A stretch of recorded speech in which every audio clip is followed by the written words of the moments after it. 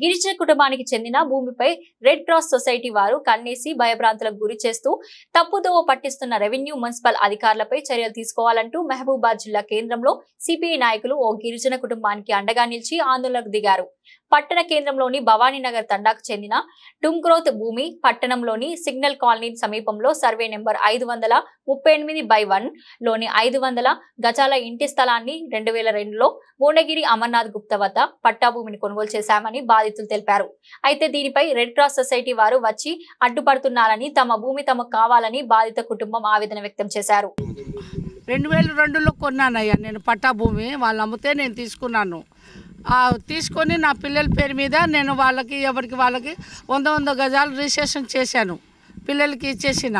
అయితే మేము తీసుకున్న దాని మీద నా పట్టా ఉంది, రిజిస్ట్రేషన్ ఉంది, ఎల్ఆర్ఏ ఉంది. ఇవన్నీ ఉండగా మాకు వీళ్ళు రెడ్ క్లాస్ వాళ్ళు వచ్చి మమ్మల్ని బాగా టార్చర్ పెడుతున్నారు. మాకు ఈ భూమి రెడ్ క్లాస్ వాళ్ళది, మీది కాదు అనేసి నన్ను టార్చర్ పెడుతున్నారు. కానీ నా దగ్గర అన్ని కాగితాలు ఉన్నాయి. ఎల్ఆర్ఏ ఉంది, పర్మిషన్ ఉంది, పట్టా భూమి ఉంది నాకు.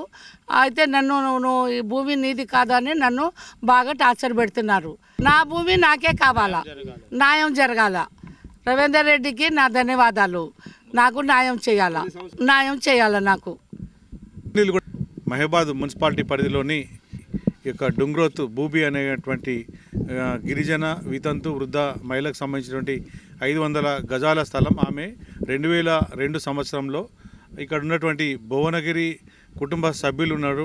రవీంద్ర గుప్తా, కనకశేఖరం గుప్తా, అదేవిధంగా అమర్నాథ్ గుప్తా, రంగయ్య గుప్తా అని నలుగురు కలిసి 538/1 అనే పట్టా భూమిని రిజిస్ట్రేషన్ చేస్తే ఈమె కొనుక్కోవటం జరుగుతుంది 2002.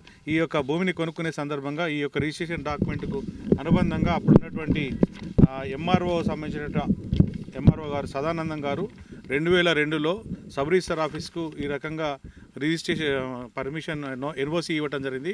దీని ఆధారంగా అప్పుడున్నటువంటి రిజిస్టర్ సంబంధించిన అధికారులు రిజిస్ట్రేషన్ చేయడం జరుగుతుంది. దీని తర్వాత 2012లో మహబూబాబాద్ మున్సిపాలిటీ ఏర్పడిన తర్వాత ఒక సంవత్సరానికి ప్రస్తుత కమిషనర్ నోముల రవీందర్ గారు కమిషనర్గా ఉన్న సమయంలో 2012లో ఈ యొక్క ఎల్ఆర్ఎస్ ల్యాండ్ రెగ్యులేషన్ స్కీమ్ కింద 45,000 రూపాయలు తీసుకొని ఈ యొక్క ఎల్ఆర్ఎస్ సంబంధించినటువంటి సర్టిఫికేట్ ఇవ్వడం జరుగుతుంది ప్రొసీడింగ్స్. దీని తర్వాత కూడా మీరు ఒకసారి పునరాలోచన చేయండి. ఈ వాస్తవాలను కూడా మీరు పరిశీలించి మరి రెడ్ క్రాస్ సంస్థ దేశవ్యాప్తంగా ప్రపంచవ్యాప్తంగా గొప్ప సేవలు అందించేటువంటి ఆ సంస్థ ప్రతినిధులు మీరు ఒకసారి పునరాలోచన చేసి ఇలాంటి గిరిజన కుటుంబానికి అన్యాయం జరగకుండా మీరు ఉన్నటువంటి స్థలంని వినియోగించుకుంటారా, లేకపోతే ఇంకా ప్రత్యామ్నాయం చూసుకుంటారా మీరు చూసుకోవాలని మా తరఫున అప్పీల్ చేస్తూ మరి వారికి న్యాయం చేయాలని చెప్పేసి వీరి కోసం సిపిఐ పార్టీ అండగా ఉంటుందని చెప్పి తెలియజేస్తా ఉన్నాం.